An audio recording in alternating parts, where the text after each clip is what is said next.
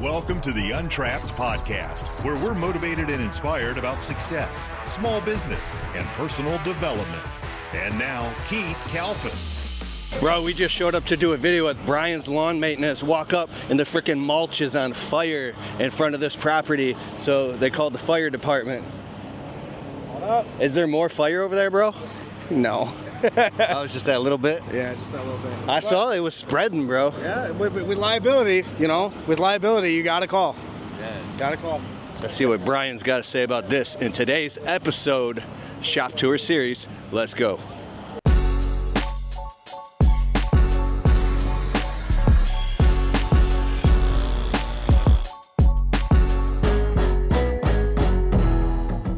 All right, bro, now we got those fires out of the way. Dude, did you see that? The mulch was on fire. I saw the footage. That's wild. Dude, does that happen all the time? That's actually the second time this happened. I have no idea why, but I don't know if they get to the bottom of it. Dude, that was funny. In this episode of Shop Tour Series, we have Brian Fullerton from Brian's Lawn Maintenance in Wixom, Michigan. Brother, let's go. Let's do it. All right, we got 12 questions for Brian Fullerton. Number one, bro, tell me about your business. How long have you been in business? What services do you offer and for who? Well, if you guys don't know, I am Brian, owner of Brian's Lawn Maintenance. We're based out of Wixom, Michigan. It's actually our 19th year in business. It has been a crazy journey to get this far. We do everything from lawn care, landscaping, getting into snow removal, and more every single day. And we're super pumped up about it, man. It's been going good. Nice. Before we get into question number two, let me know in the comments below how long you've been in business, what's the name of your business, and what city and state are you from so we can read the comments and get back to you. All right, so question number two, Brian Fullerton, what's the most amount of revenue that your business or businesses have produced in a single year? Great question. So last fiscal year, we ended up at 427. This year on a rolling 12, we'd be at about 550. But over the next 12 months, we're looking to eclipse that $1 million mark, and we're on track to do it, Kalfas. I'm really pumped up about that. Dude, so the $1 million mark, do you think it's all it's cracked up to be, and how hard is it? Who do you have to be to get there, to change your role that you play in the business from solo guy to growing? I think going from 300 to $1 million is probably the most challenging part for most entrepreneurs out there. At least that's been my observation. Getting to do shop tours and doing interviews with other folks across the country. I would just say you got to find great people, find great customers, and of course build a system to get you there as well. And that's really the part that we've been doing behind the scenes the last 6 to 12, maybe 18 months is putting the business system together. So once we build the system can build the business. And so that's what we're focused on right now. But of course, got to find good people, keep good people, find good customers, and keep good customers. That's all it is. I love it, and I'm seeing him talk about this on his YouTube channel, Brian's Lawn Maintenance. Let's get to question number 3.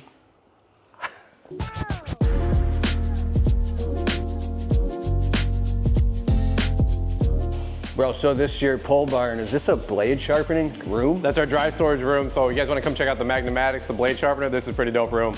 What is this?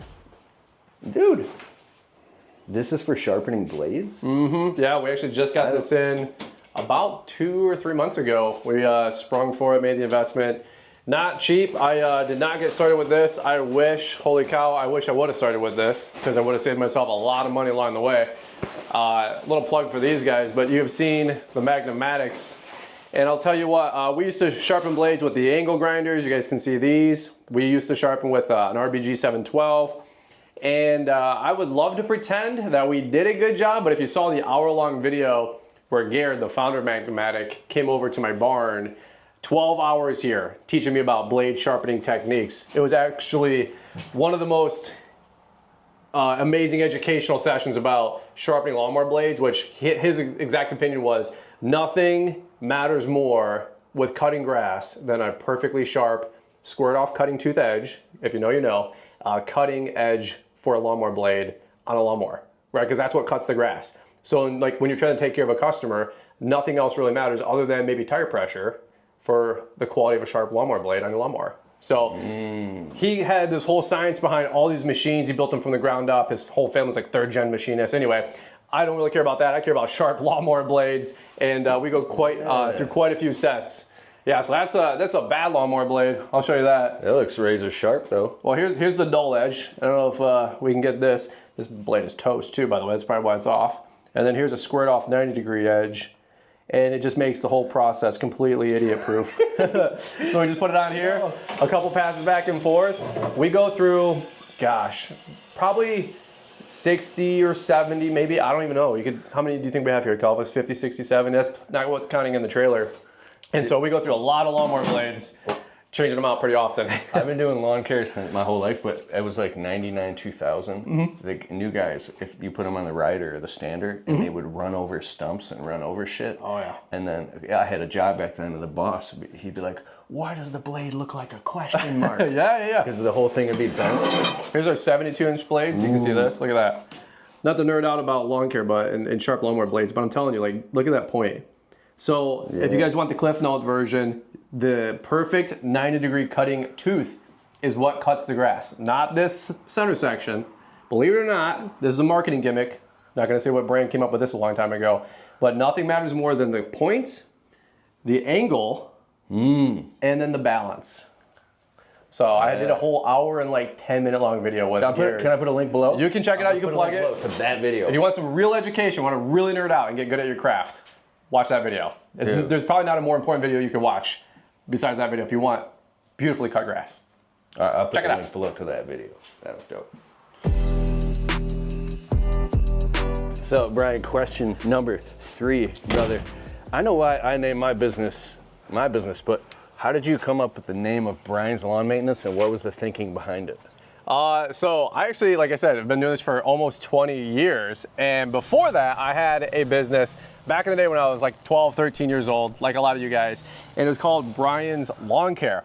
So when I was 19 and I decided to get back into the business, I went to the local county clerk's office right over there in Pontiac, the 1200 building, if you know, you know. And I went over there and filled out all the paperwork for Brian's Lawn Care. And the lady said, well, unfortunately, honey, that name's already taken. And I said, well, that's exciting, so what else do I do? She goes, well, come up with another name. And for me, that's a 45-minute drive and commitment to go into Pontiac to do that. So I had to figure this out while I was there. And short story long, she goes, well, what about Brian's Lawn Maintenance? And so that was available. I had no thought, no intention, no direction, you know, coming up with my name. Like so many of you guys are all thoughtful and perfect, and I super applaud you guys for that. For me, it was Brian. We did lawn maintenance. It was Brian's Lawn Maintenance. It wasn't much more fancy than that. And that's what stuck. I would love to change the name, but we have 19, almost 20 years of like legacy, SEO, brand recognition, all that kind of stuff. So it is a name that I'm pretty committed to long-term, as we even decide to grow into a much larger outfit. So there you go. Mine's a simpler answer. I wasn't licensed and insured or registered or anything. They're like, who we make the check out to? I was like, Kelfus. I just needed money, bro. So, all right, let's go to the next question.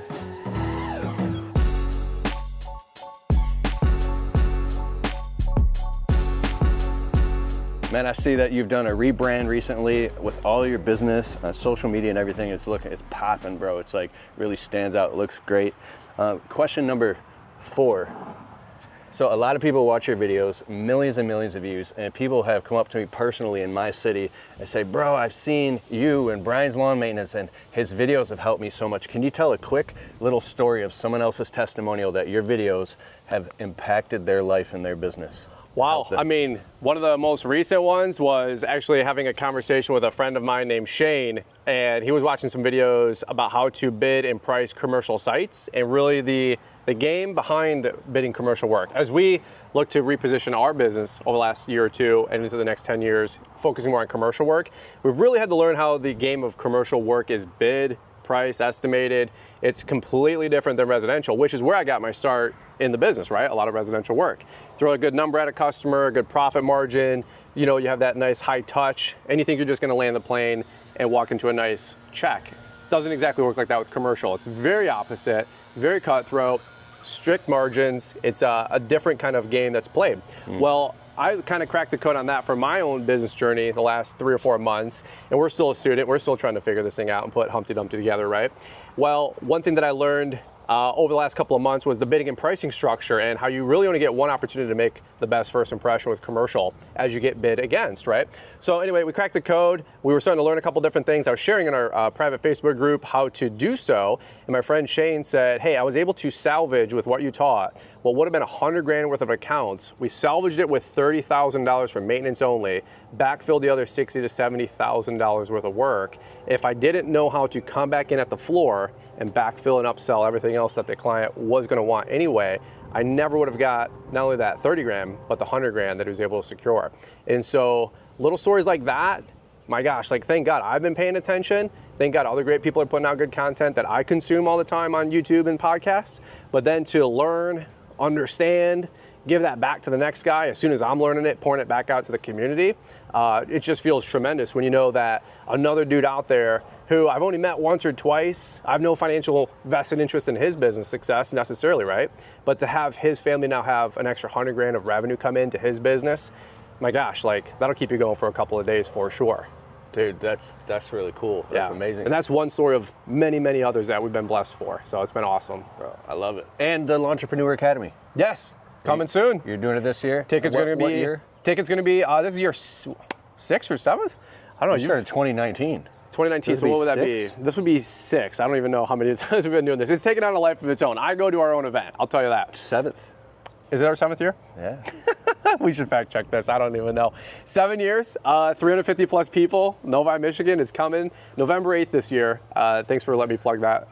You didn't ask. I didn't ask to do that. Dude, his academy is incredible. It's going to be good. The vibration of the people that come, and they're like, it's. Shane will be there. All you guys will be there. There's people that make decisions at the Entrepreneur Academy that changes their life forever. At that academy, you got to be there. Yeah, I'm thinking of my friend Dylan Stevenson. He came 2019. He was working part-time in his business. He was working full-time at GFS, driving a food truck. And that winter, he quit his job. That spring, he went all in. I think he made 80 or 100 grand his first full-time year in business. Dylan's on track right now. Hope Dylan watches this video. He's on track to do it probably $500,000 to $1 million. I think 750 he was saying, 700,000, 750,000 this year. He's going to be right at $1 million too. And yeah, he made the decision to go full-time at LAL. If you're watching this right now and you're trying to get your business off the ground, and you're sitting on the fence, that's going to be you. Thank you. That's you. I will just say the Know Your Worth talk that this guy has done, that he's put on YouTube a couple of times and on the podcast, that was 2019. One of the best talks ever. I'll put the link below to it. Still remember it to this day. Freaking amazing. So you've spoken a couple of times. He's humble, but you usually come and rock the show. Thank you. Let's get to question number 5.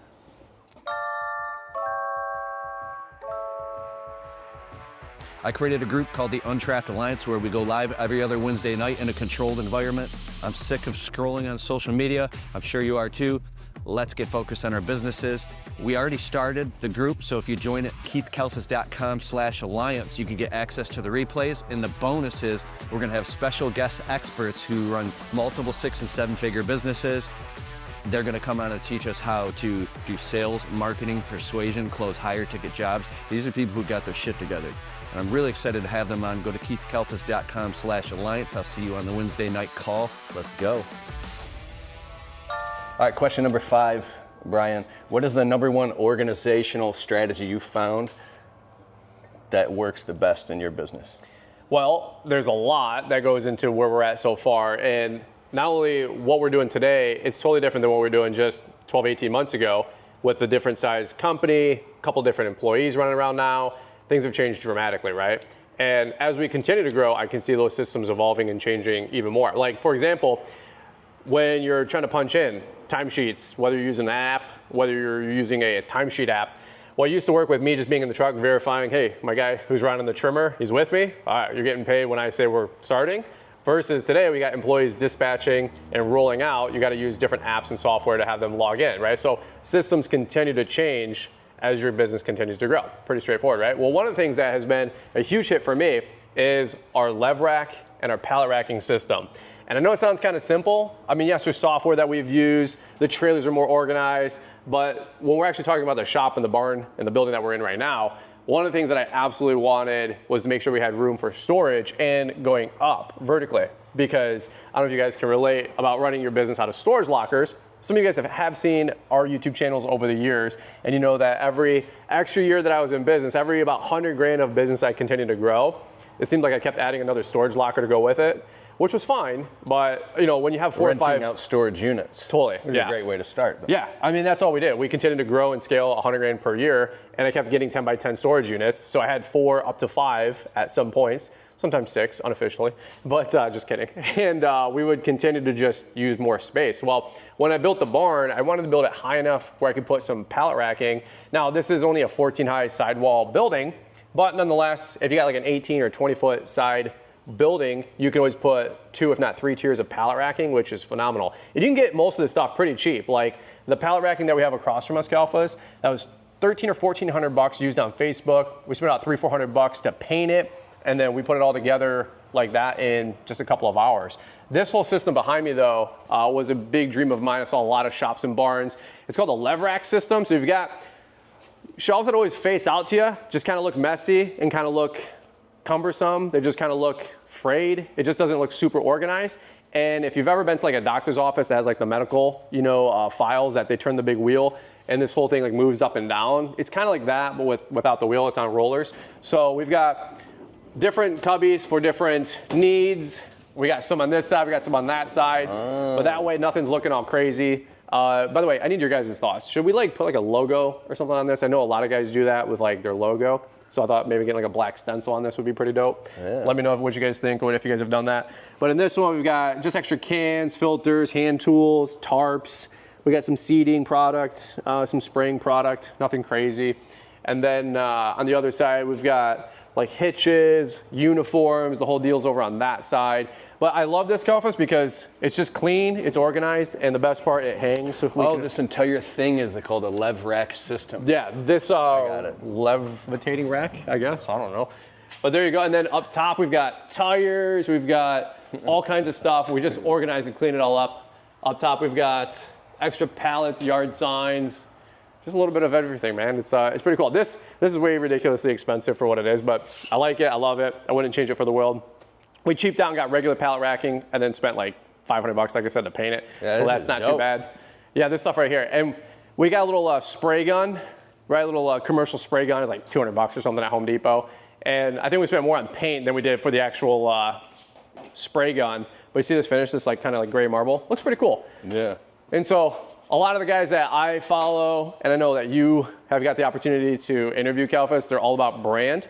And so having like the tacky, like kind of pinkish red and teal pallet racking or orange and teal pallet racking, just kind of tacky, it's kind of ugly. And it doesn't take much time. So it just looks like Home Depot shelves or something? It's just off the rack, off the shelf. It's not terrible, but whether you do it a gray or black or put it on brand, with your colors, it's just something different. It just shows a little bit more pride in what you're doing. Is it gonna churn revenue for you? No. But is it something that just looks aesthetically a lot better and keeps the whole place looking copacetic? Yeah, yeah, I like it. So it was worth the investment, so I like it. But the pallet racking, we've got our salters on top. I used to see guys with their salters and their equipment parked underneath and up above. So this has been a huge blessing for us. And again, just more space. I only had so much space for the barn, but by able to go up, we're able to get that much more space and use out of the building. I like it's also a good culture thing because you have employees come, if everything's nasty and there's like paint peeling and unorganized versus nice and organized, then it's a nice place to work too. Try to keep it clean. That side's lawn and landscape, this side's snow, and both sides are just continuing to grow, as you guys know how it goes. Let's get to question number 6. Sweet.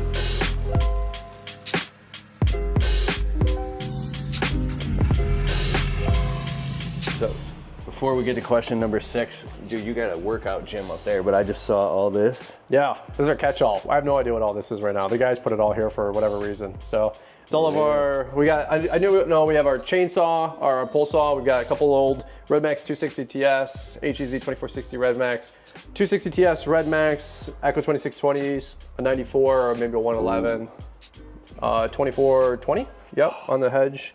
One of my favorite weed whips of all time, we call it a weed whip, is a Redmax, bro, because of the way it's balanced. I agree. It'd be nice if they lasted longer than 2 seasons, though. Redmax, I love you. Husqvarna, I love you. I kid.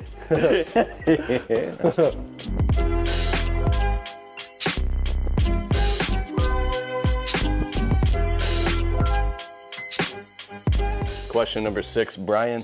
What's something you know now that you wish you knew in the beginning? Wow. One thing I wish I knew now that I wish I knew in the beginning. That you know now that you wish you knew. That I know now? Johnny on the spot, bro. I wish I had a better handle on understanding how like money works. Just cash flow, what to focus on, what to prioritize on, the language of like business, finance. I did not know any of that. I was a like you said, off the street myself, just a trailer park kid. So I didn't know like anything about anything when it came to business, banking, borrowing, finances, credit cards, interest rates, EBITDA, any of this stuff. That would have helped me have a much more mature conversation as I tried to borrow more money, because if you're gonna grow, there's a 90% chance you're gonna borrow to grow. I'm all about being debt-free personally, but in business, I like a little bit of an accelerated course and use leverage, quote unquote, to do it. But for example, I was just talking to a business banker not but 2 weeks ago, and we were talking back and forth, and we were struggling to get approved on a couple new pieces of equipment. And I was challenged in a good way, saying, well, the numbers just don't line up. And I said, well, that's just not true. If you do this, this, and this, and you add back in this, this, and that, I said, we should be able to qualify, no problem. And he ran it back, came back not even a half hour later, he goes, wow. He goes, actually, I'm really glad you brought that up. We didn't even notice that. Not only do you qualify, we're actually able to get you these extra rates, this extra money, working line of capital, working line of credit, vehicle equipment credit. It came back like, instead of not getting what we wanted, we were able to get like 5 times as much.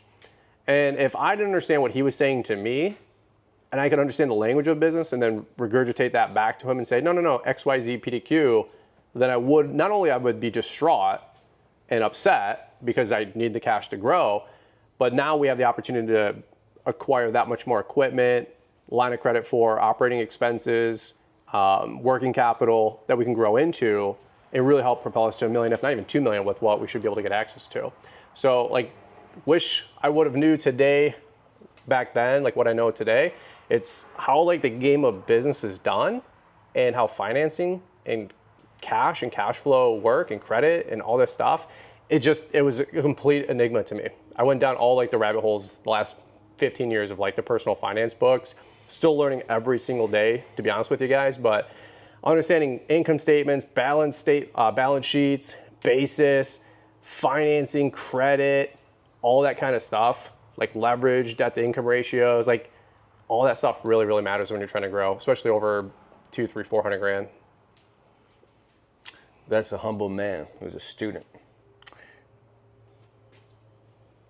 If there's anything he said, pause the video, go back, words, look up the word and screenshot it, EBITDA. Go look up all that stuff and learn.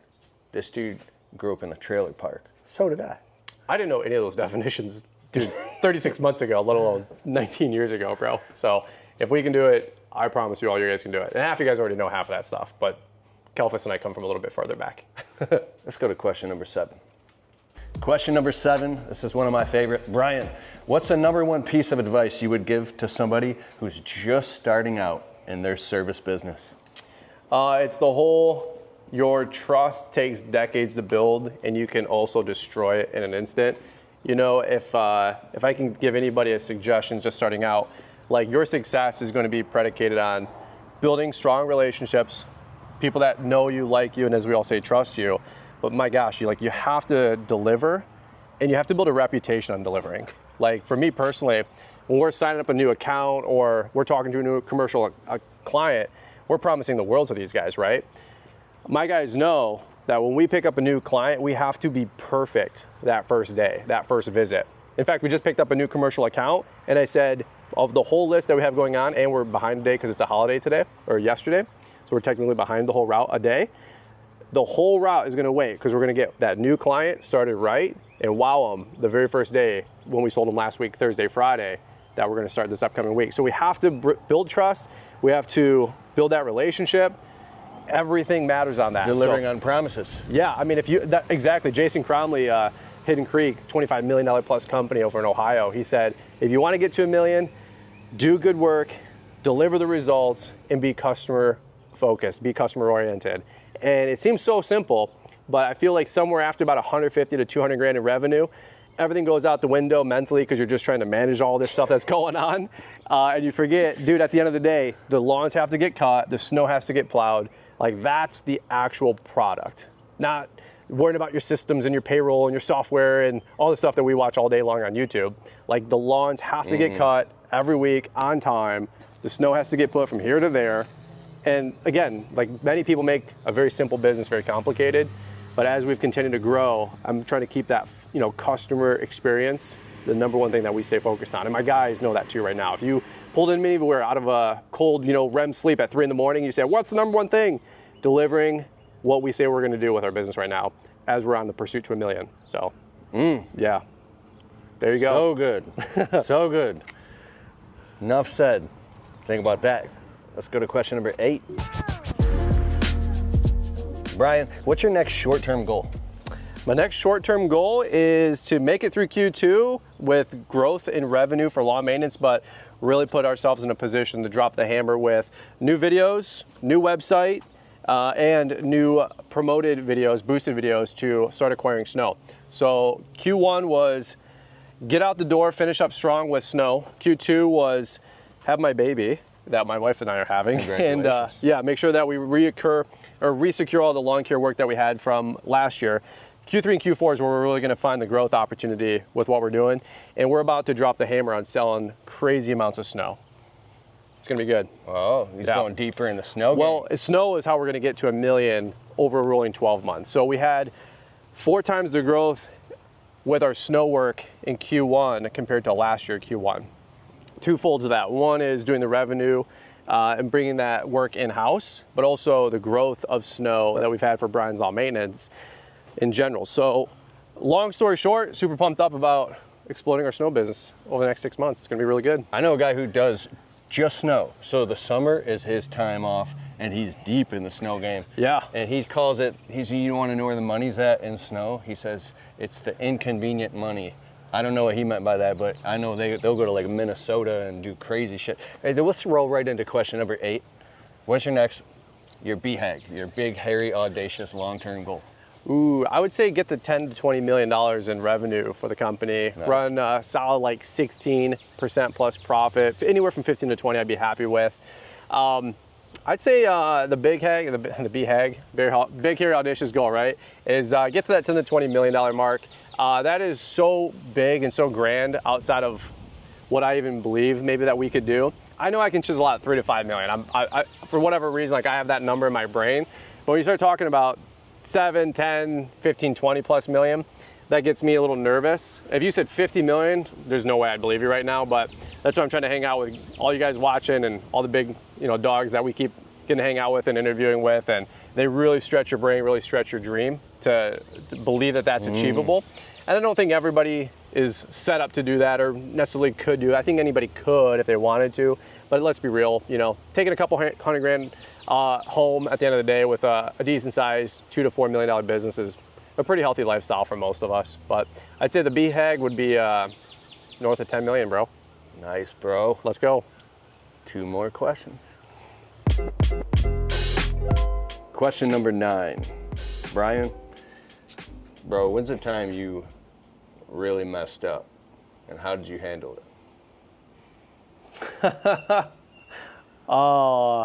Like how bad? Like what kind of messed up? Like relationally, financially? How I normally ask this question, I go, when's the time you really messed up and how'd you handle it?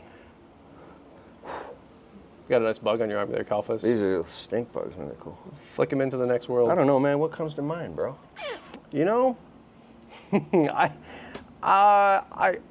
I think one of the things that I have messed up over the years is not keeping talent that I should have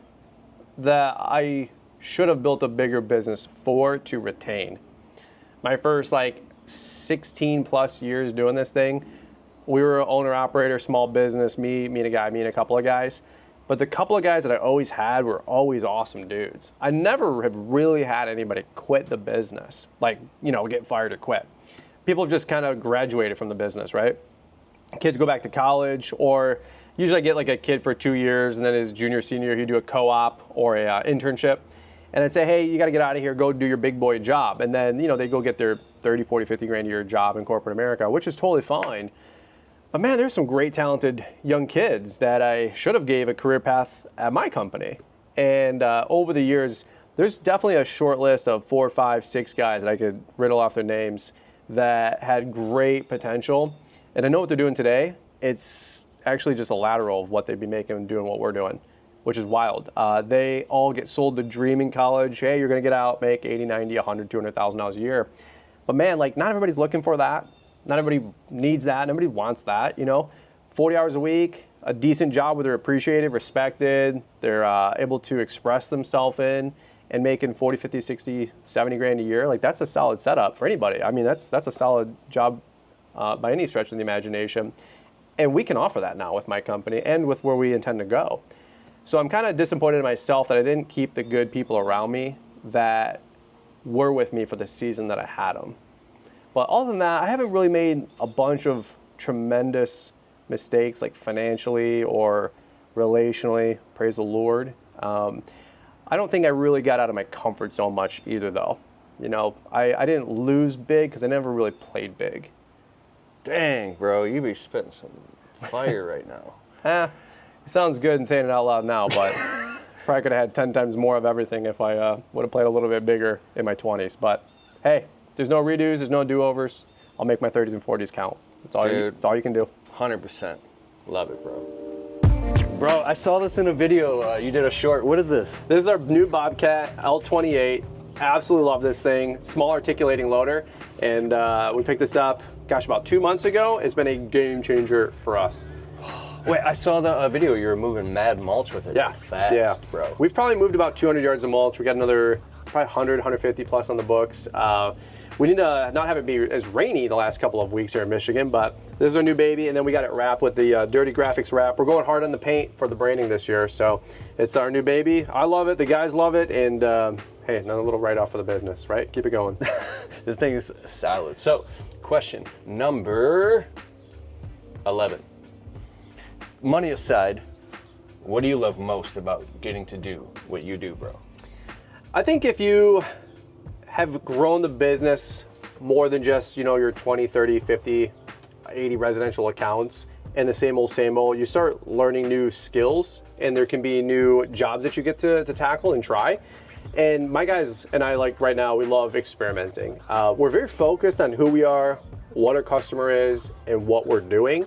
But we really love the opportunity to do it on different job sites, but also just develop different skill sets too. Like some of my guys like lighting, other guys like welding, some of my guys want to get their CDL. Like there's just so much stuff you can do in the business. So you can develop your different skills, try different pieces of equipment, expand into, like, if you want to pivot away from just maintenance alone or just pruning alone or mulching alone, and you want to get into pavers or lighting or mosquito spraying, like you can do something different.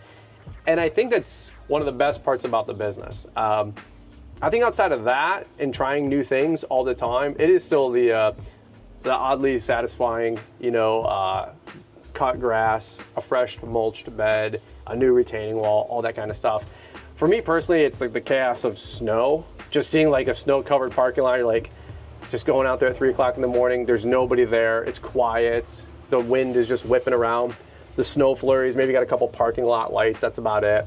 And you're just there listening to a podcast or some 80s rock, music, and moving snow from here to there, maybe finding the curb once in a while along the way. But I love plowing snow. The guys have really turned on to liking salting, because it's quick and it's fun and it's just fast-paced environment. So snow's a way different beast and animal, but yeah, I think that's what, I think the results, the satisfaction of what we're doing, and then just always learning and trying something new. You know what thing I love most about Brian? Well, there's a question. What do experts get paid for? Their perspective.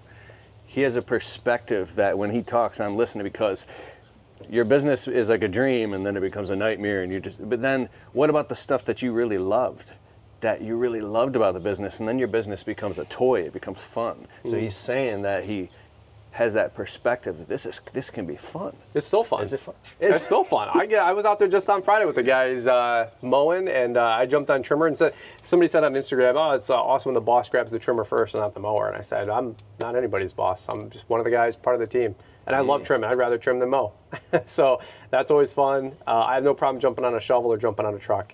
Is that my job, my role, my responsibility? No. But when we got to play catch up or get something done or pull ahead so we can get some more landscape jobs done, yeah, you betcha.